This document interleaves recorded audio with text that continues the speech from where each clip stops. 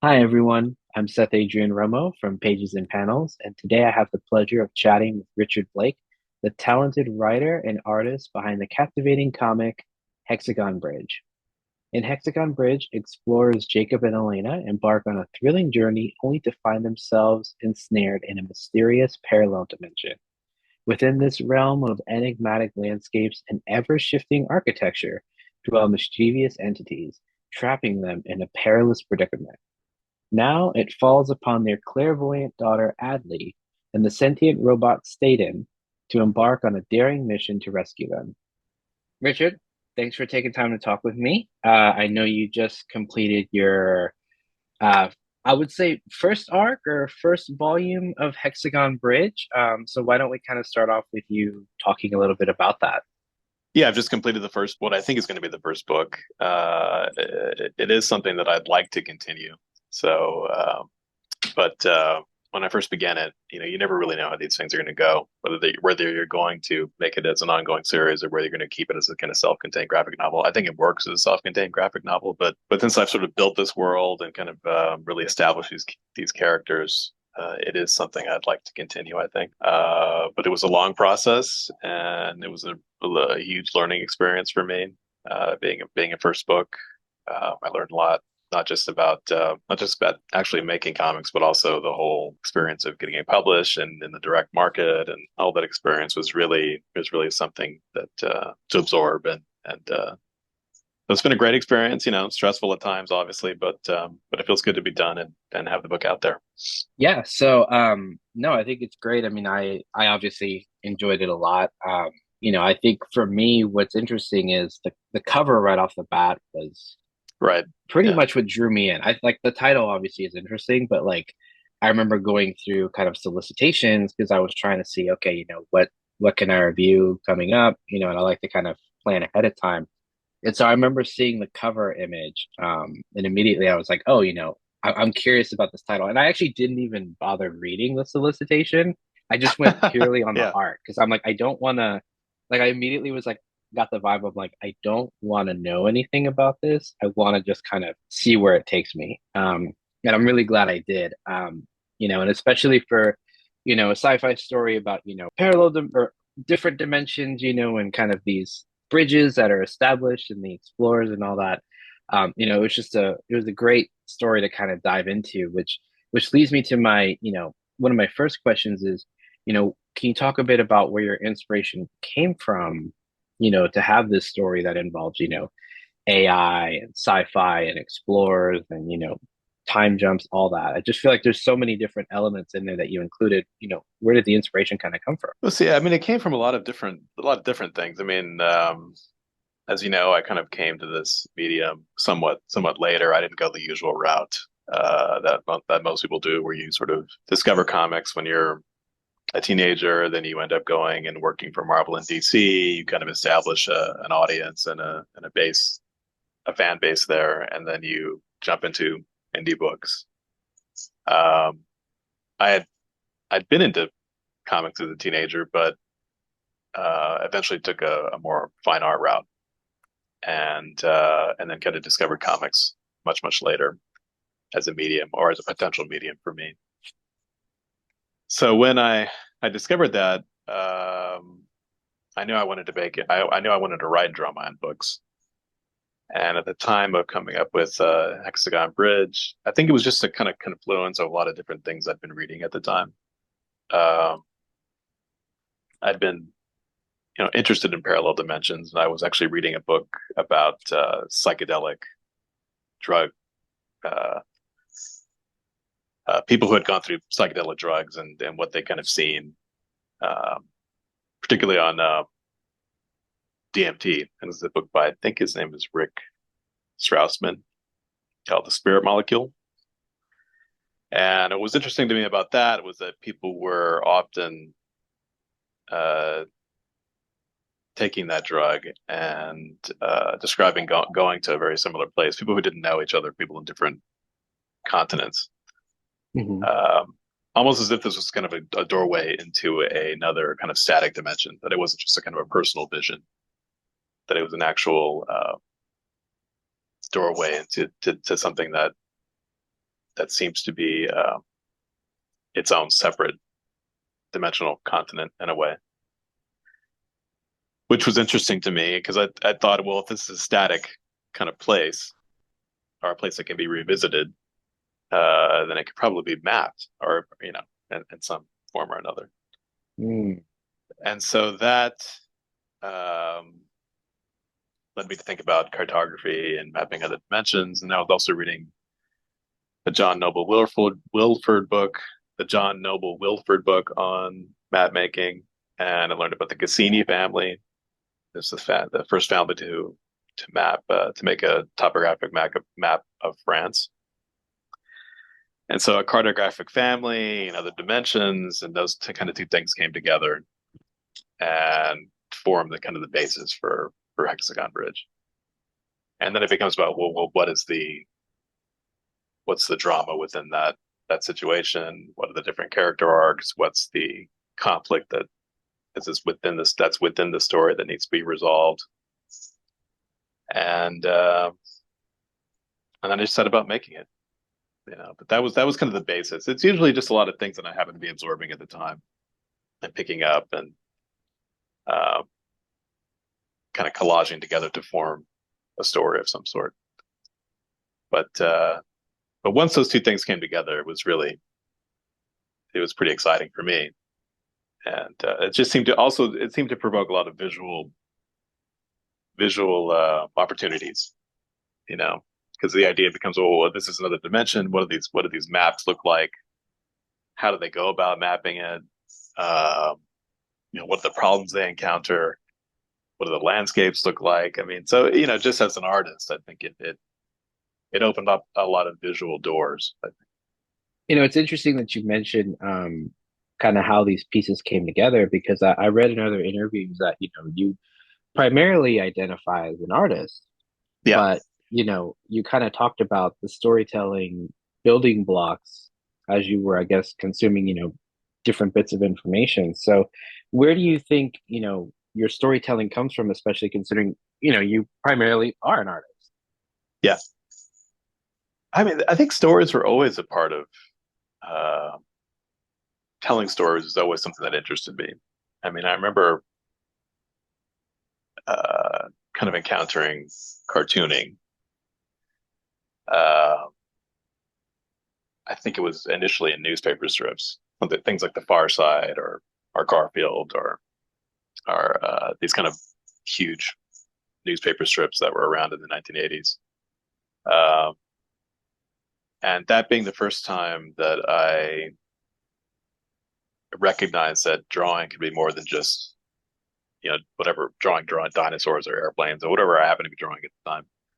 That you could actually for, tell a narrative using Hmm.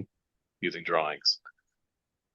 And then from that, I think I discovered at some point comic books and just the idea that that that you could form narratives around drawing was really interesting to me. And I attempted to do it, but I think at some point, I got much more into painting and fine art. But even when I was doing that, I was always in some ways fighting against doing overly illustrative work. There was always a story somewhere, even in my my painting work. And I'd considered going in illustration, but that was not really something that I didn't really want to do editorial cartooning, for example. And uh, but I had written stories.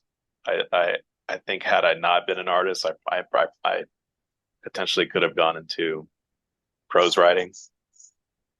Um, and then, of course, when I got into film, I was writing my own screenplays and absorbing a lot of cinema and absorbing a lot of what makes up narrative and story. Hmm. So it wasn't something that was completely new to me. Um, so when I went into comics, I think it was an aspect to it that felt very natural, even though I think I'm still learning a lot about how to tell stories and how in particular I want to tell stories. Does It's that make sense? interesting that Yeah. no, it does. Yeah, it's interesting that you mentioned you were, studied film because I've talked with other creators, and oftentimes, one thing they have talked about is either film was their original goal or it's something they started studying just out of curiosity. Yeah. And the storyboarding element has always helped translate, their story from what essentially would have been something on the screen to something that actually goes on the page. Mhm. So I find it interesting that you mentioned that because that's a very, very much a recurring theme I hear with comic book creators. Um, so I find it interesting you mentioned that, but kind of going to the visual aspect, you mentioned watercolors. What kind of different art influenced your style? Because I feel like, it's a very distinct style when I was reading it. I do feel like I see like hints of watercolor, but then obviously like, more sharper lines, and it's a very great combination of what I would say different styles. Hmm. I'm not an artist, so I can't truly speak to that, but I could just say that, you see comics and there's often a very unique kind of color palettes and shading and everything. And I feel like yours is a lot more hybrid. So what kind of inspired your visual style for Hexagon Bridge? Oh, I think it was absolute. I mean, it was definitely European comics from the 1980s. Mm, Uh, when I got into comics and started started going to shops and kind of looking through all the different books that were around. I mean, of course, I came across the Marvel and DC books, mhm. um, but it was really when I at some point or other picked up an issue of Heavy Metal and saw Mm. those uh, those translated works of people like Mobius and Inky Bilal and Francois Scoyton, um, that something really hit me there. It was like, I didn't quite understand what I didn't quite understand them. I think because of the translation, and it could have been, or it could have been just because at my age, some of the stories are really quite complex and surreal. But yeah, I mean, I just thought, if I'm going to make comics, I want them to look like that, you know. And they just had a different quality to them, and a lot of it did involve a lot of watercolor work. Um, Sometimes they like in the case of Bilal, he does what they call a Kilo direct, which is just you're actually painting on the actual comic page, Oh wow. or they were doing clear line art where they had the line art separated, and then the color that is underneath is an actual is a usually watercolor painting. So it had this quality to it that I just really fell in love with. There was one story in particular called Details by a Argentinian artist named Fernando Rubio, which was just like this short science fiction story about this kind of soldier walking home from a battle. I mean, it really isn't even about the battle itself, but just his walk home and kind of walking through the city, this kind of destroyed city. And the way he rendered this like beautiful, somewhat banal story, uh, I just remember being completely struck by that, and always thinking that if I ever made comics, I wanted them to look like that, you know.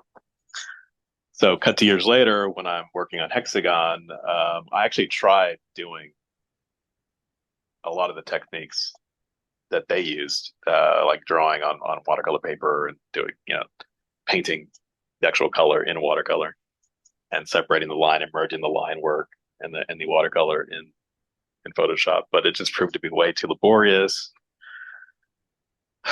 So I tried a lot of other different things. Eventually, I ended up discovering that these like really beautiful watercolor brushes in Photoshop, digital watercolor, digital watercolor brushes, and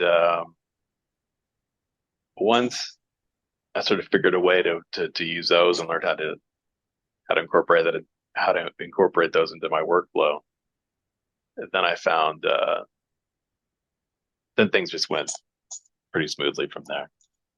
And I was able to kind of emulate that look of those European books that I loved as a kid, but also kind of bring something new to it with the kind of all the new tools that we now have.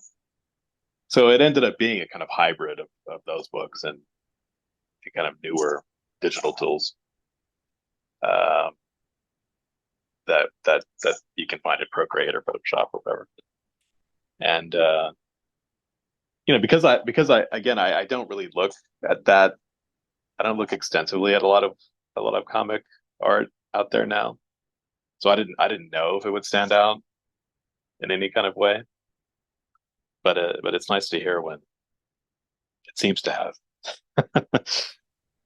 Yeah, I mean, I based on what you just said, I can already kind of think about the different set pieces you put together where, you talked about that Argentinian story of the soldier walking through a destroyed city, but, you know, your design work was very much these buildings that look like they weren't completed, almost like the reverse of that, where it's Right, like right. the pieces are separated, almost like there was a internal combustion and they're just kind of splitting, but not Yeah, necessarily broken. So I could yeah. definitely see your references to that. But that kind of leads to my next question is, as you were kind of putting these together, what was, some of your favorite set pieces to draw? Because I mean, there's a lot of different aspects of the story. There's they're in Italy at one point, during a specific sequence. I won't spoil it for anybody who hasn't read it yet, but they're in Italy for a certain sequence, Yeah. but then there's also this transition to the parallel dimension, and it's these very unique architectural styles. So, which one was your favorite to kind of put together, or maybe which one was even the most challenging? Well, the most challenging thing was the bridge itself. I think when I decided that I wanted to make a book that involved another dimension, that becomes a huge aesthetic question. It's like, what is this thing going to look like?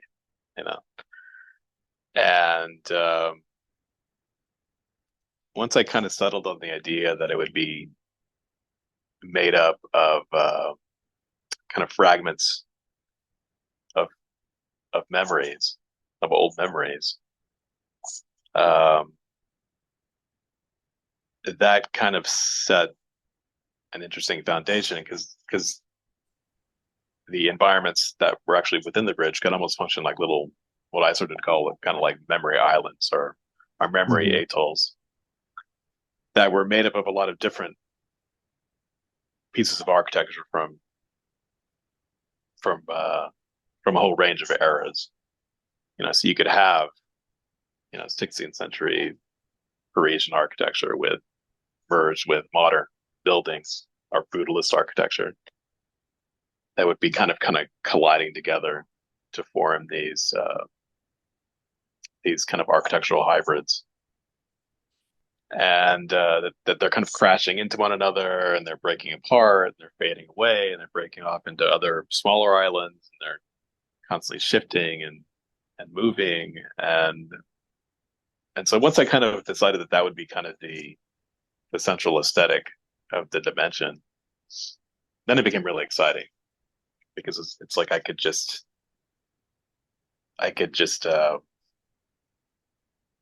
bring together all these architectural elements and landscape environments and form these kind of vistas that would be made up of a lot of different fragmented elements that I thought would be really interesting. And in a lot of ways were really unpredictable. I mean, a lot of times I didn't even really even know how a certain environment would look. It was much more like painting, where you just start kind of throwing stuff together and you think, oh, okay, this is going to start to form something interesting, or this is an interesting direction to go. I didn't really quite expect this to happen when I merged this with this. And so in a lot of ways, it's like I'm discovering it in the same way that the characters are, you know. Uh, so that kept it really interesting, and I think there's still so much potential there for more exploration within, using that as a kind of as a basis. Um, so that was the most exciting thing for me, I think. Yeah, I mean, I'm looking at.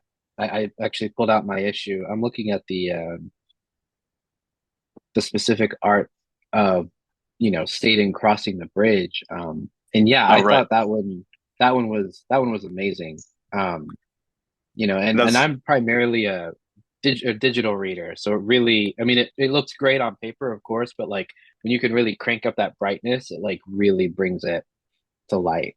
which was that in issue three, I think. This is in issue three, yeah. So in issue three is when I feel like you're actually giving readers, a full display of the bridge and kind of the crossing.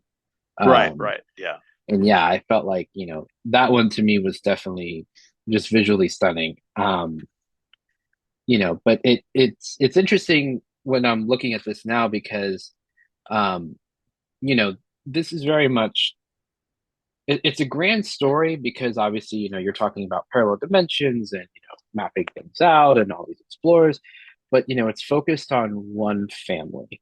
Hmm. Um, and the discussion of the bridge kind of brings my next question, which is, you incorporate AI into the story, right? Because you have, Hmm. and this kind of, I guess, a minor spoiler, but you have Staten, the AI robot. Is that how it's pronounced, Staten? Yeah, stated. Yeah, Staten. Yeah, so you Yeah. have Staten, crossing the bridge in issue three, leading to, you know, other elements on the other side. Why AI? Why was that something you wanted to sort of incorporate in the story? Well, one of the ideas, going back to this notion of the bridge being made up of memories, was that if you were in there, not only just made up of memories, but also affected by your kind of emotional response to the actual Mm, environment. So that, for example, if if a human being enters the bridge, their kind of emotions become externalized in a way and affect the environment. And so it becomes very difficult for the human mind to maneuver in there because as soon as you get in there, if your emotions are in kind of a chaotic state, the environment in turn becomes chaotic. So because AI have a much more kind of logical based, streamlined system and aren't necessarily guided by emotion, they're able to kind of freely maneuver within there in a way that human beings can. Now, this is something that obviously comes out later in the story and is explained a little bit more thoroughly. But that was the original idea of that they would use AI as a way of traveling through there because they could kind of move through the bridge without necessarily affecting it. And so that was the initial kind of reasoning behind using the use of AI for the characters in the book. so out of curiosity, you talk about kind of the emotional aspect of it. Why not just, like a remote controlled robot to kind of translate? Like why AI? Is it because you wanted to sort of incorporate sort of the sense of self-awareness and freedom on the other side? Or, what was kind of the thought process on Staten being an AI? I know you talked about AI as far as, the emotional aspect, but there's technically other tools they could have used. So, especially considering nowadays AI is a very hot topic, what Yeah, specifically about AI made you choose that as a vessel versus another way that would have still removed emotion? you mean like just use the, well they do use drones in the book, Hmm. which they talk about. Hmm. Um, I think in a way, that's a good question. Yeah, I mean it's I guess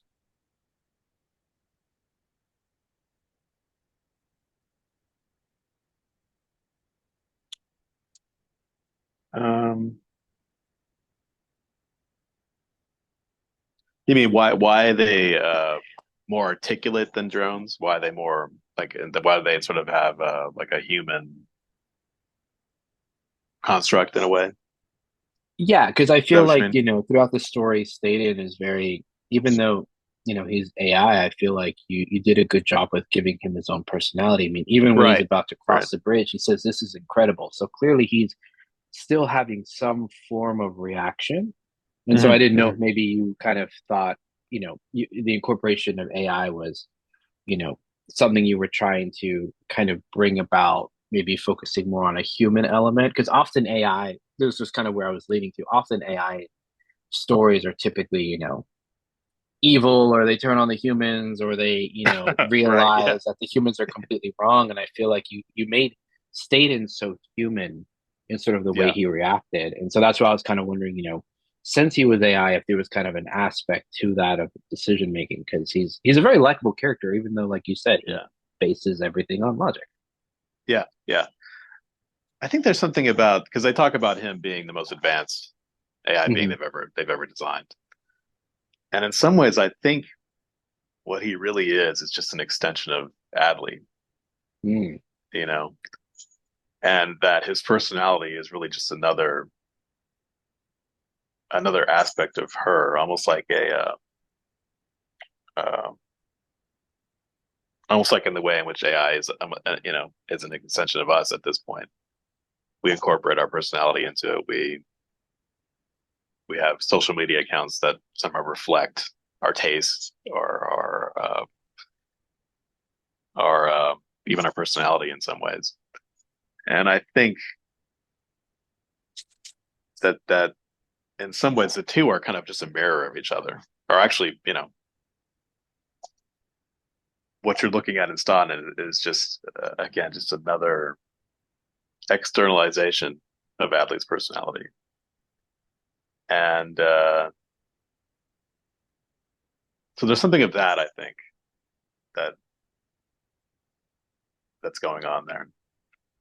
Uh, and of course, I mean the other AI that are in there that Staden encounter, Dutois and Arno, and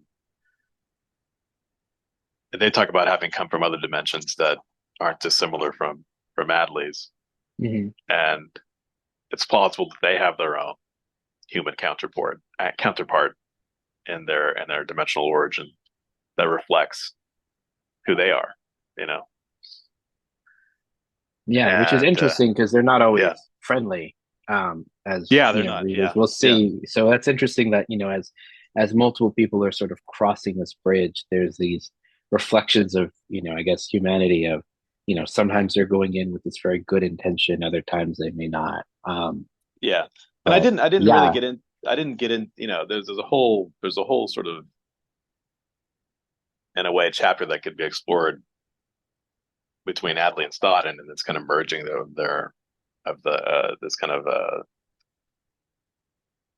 Adley's consciousness with this kind of empty vessel in a sense. And it could have been that Staden had no personality prior to that, and yeah, then once this kind of merging took place between him and Adley, that that a kind of personality began to form, you know. And so yeah, sometimes I wonder if she's really just talking to herself the whole book in a yeah, way, you know. yeah. That's I a good don't I point. I don't that that isn't sort of explicitly a key story point, but I think it's certainly something that is a possibility, you know. Yeah. No, it's a very fair point. So, obviously the story revolves around, Adley, who is clairvoyant, and she has a connection to her lost parents, lost, Yeah, in the parallel dimension. And so Staden is essentially the vessel that goes there. Um, and it's this whole sort of recovery mission, sort of, next steps on how to kind of see how the family can be reunited. And, it's a very ambitious story, right? yeah, And my yeah. question with that is, how was it fitting that narrative within just 5 issues? Was it 5 issues? 5 issues, yeah. Five issues, yeah. So how was it fitting that narrative in five issues? Because you talked about there could have been a whole chapter on just Adley and Stodden and kind of their connection. Yeah. Um, considering the grand scale of the story, how was that kind of getting it to just five issues? Yeah, I mean, it was difficult. I mean, and I think by the time I got to the end of the fifth issue, it was obvious that there needed to be more, you know. And I think you sort of plan things in a certain way, and you think you're going to kind of wrap things up in a certain way, or at least I thought so. But as I'm making it, and I want to give more room for certain scenes to breathe. For instance, Stodden's that whole issue 3 with Stodden's transport into the bridge. I just wanted to give that some real space as an event to happen. I could have done it in 2 or 3 pages, but it was just I just had this impulse to make it a whole issue, really. And so when you're kind of going about making it and wanting to give a certain kind of space for certain scenes, there is a point when you realize, whoa, like I'm already in issue 4, and I haven't even we just got into the bridge, you know. Mhm. And I wouldn't have done anything different, but it looks like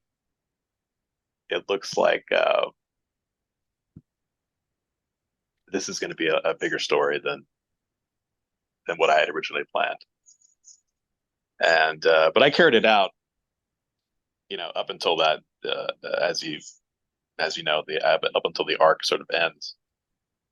But I think it was pretty obvious that at the end of it that there's going to be more. But it was tricky. It was a tricky endeavor for sure. And I sometimes wonder if I should have if had I known that I wanted to sort of give more room for certain scenes, maybe I would have done it in 8 issues. Um, but but I think it works in 5 fine. I mean, I think some of the standalone issues, some of them work better than the others, but I think 4 probably feels like the most kind of self-contained. Um, but yeah, no, it was tricky. It's Yeah, yeah, difficult. yeah. Yeah, No, I because mean, I mean, even if you write a whole entire script, which I didn't, I had an outline, then I certainly knew the beginning, middle, and end of the arc. But you just never know how scenes are going to play out once you start drawing them. And it's like, oh, this just needs an extra 3 pages to feel right. And and suddenly you find yourself in a situation where you're kind of running out of um, uh, how do you say? I mean, if you're making a 32-page book, you realize you're running out of page count. yeah. And, and you need to sort of make your point that you need to sort of bring it to a conclusion. And I have a tendency to kind of want to draw things out anyway, but I think going forward, I'll knowing that I like to do that, I think I'll incorporate or write kind of structure things a little bit differently. But but for this book, it was definitely a challenge. Well, I definitely think, it worked well within five issues. There's definitely more that I wanted to see, but it was also because, the world in which you created was so interesting Yeah. that I feel like there's a lot that can be done with it going forward. So hopefully this is not the end of this, kind of parallel No. dimension and all the, Yeah. beings that inhabit within it. From a story perspective, I felt like, from beginning to end, I felt like it told a great, self-contained element. But I think you did such a good job of creating this unique world that it's like I wanted to know more. And I was kind of, so I do feel like readers should definitely find themselves in the same position where they're like, okay, we've seen the family, we kind of see how their story plays out. How can we kind of get back and see what else is there? Yeah. Yeah. Because the irony is the story starts off with, explorers, and you kind of instill this sense of wanting to explore more of this world through this story. Um, so I thought that, I thought that worked really well. And so that kind of leads me to one of my questions, for anyone who's kind of jumping into this, what kind of, emotions or experience, would you want readers to kind of take away from this story? I think if there's any kind of single experience or single emotion that I'd like readers to come away with, is it's just this feeling that you've gone on a journey of sorts. It's a similar feeling that I had reading like Tintin books when I was a kid. Hmm. Like I remember discovering, I think I was like in third grade, and our school library had Tintin Destination Moon, and I didn't know anything about Tintin. I didn't know it was like this huge European kind of cultural figure. You know, Hmm. I saw the book. I somehow or another picked it off the shelf and thought, oh, this looks something about this. It looks really interesting. And so even then, I was responding to European comics. You know, that at that age, and I checked it out, and I think the very next day there was some sort of like storm, one of these these Texas storms that are potentially flood inducing. And I remember school being canceled. And I just spent the afternoon reading this Tintin book. And at the end of it, really felt like I'd gone in this, like I'd been transported into Hmm. this world with these characters. And and it's something that, I bought those books much later. They still feel like that. You know, you still feel like you're on this journey to the moon and back with Tintin and Haddock and all those characters. And I think there's something of that that I'd like, and hopefully is in Hexagon Bridge a little bit. You know, is that sense of just being transported somewhere for an afternoon. you know, Yeah. Well, I mean, I definitely think you did that. So with that being said, is there more to expect? Or more you're planning in the future? Are you planning on staying in sort of the sci-fi genre of storytelling, or are you gonna kind of take a break from the sci-fi part and maybe pursue a different genre? well What there is what's what what's next for you? there is what I'd like to do is do another.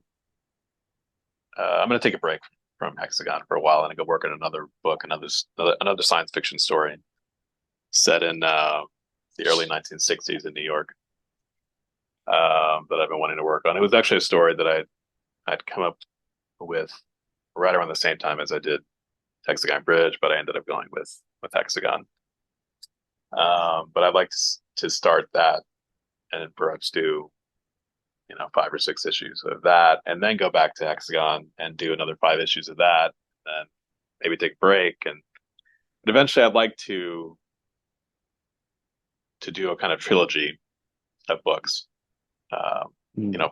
know, basically another 10 issues of Hexagon, and kind of further explore that world, further explore those characters, um, and kind of bring it to, I think, a much more complete, uh, kind of fleshed out arc. Because I think that there's just more to be told there, and there's more that I want to tell there. Um, so there's that. There's also a whole other thing I'm doing with the Dutois character, the photographer AI that's in the book. Um, so there's a whole series of like experimental strips that I want to do revolving around that character. And that's going to be just more stuff I'm putting online. I mean, I'm going to start even just putting that stuff up in the next few weeks.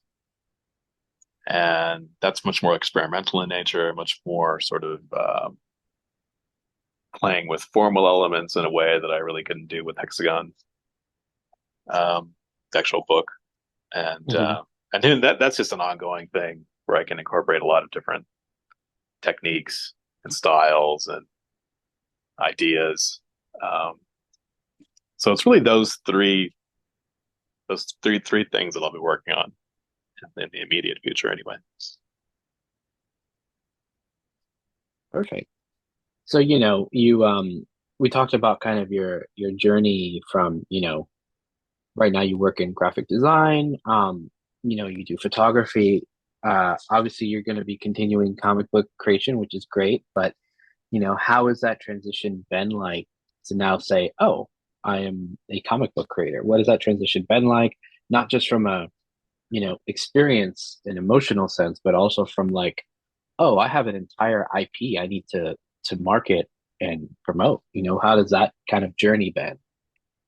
I mean, I'm still learning so much. Yeah, you know, uh, there's because again, I didn't take that kind of traditional route. I didn't actually get a lot of mentorship, in the field and like how I should go about doing things. Or so a lot of it is just me trying to figure that out. Trying to find Hmm. answers for myself about how to go about continuing this as a career. I've made a book. I think the real challenge is going to be to make another two or three books, and also within a reasonable time frame. You know, Hmm. I think Hexagon took a long time, largely because I was still learning the medium. But I've learned a few things,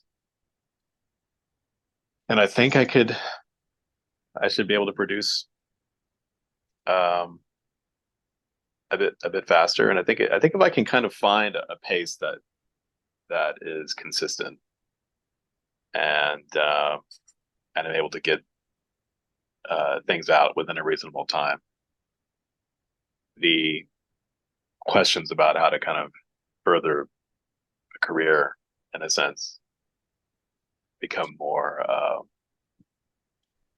I'm able to answer a little bit easier because right now I just think it's about making more work. That's really going to be the key thing. Hmm. Um, so that yeah, like I said, just making work and a more and writing and keeping keeping that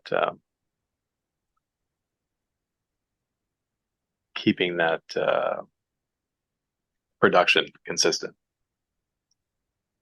Uh, that's going to be the real challenge for me. I think, especially within the next few years.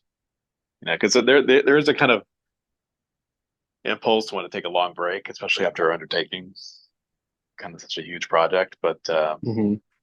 But I think I'm also just eager to get back to the drawing board and get more stories out. So Perfect. Yeah, well, that's good to hear, and of course, I hope you stay in touch when your next comic series comes out. Looking forward to it. But yeah, Richard, thank you so much for taking time to talk with me today. yeah, Like I thank said, you, this is Seth. going to be shared. So, where can people find more of your art? Or if you want to share your social media, where's the best place for, people to find more about you and your works? So pretty much I'm only on Instagram, which is evolved disguise. Um, that is really the only place I post anything. I'm not on I'm not on any other social media platform that I like. Instagram. That's a place where I feel the work translates the best. For Yeah. sure, Instagram's always great to find you, and you have tons of great sketches. I'm assuming both from the book and just from your own, separate projects that I've seen on there. So Yeah. Yeah. yeah, so Thank you. perfect. Well, yeah. Well, again, Richard, thank you so much for taking time to talk with me. This has been great to know more, and I look forward to learning more about upcoming projects you have. Thanks so much, Seth.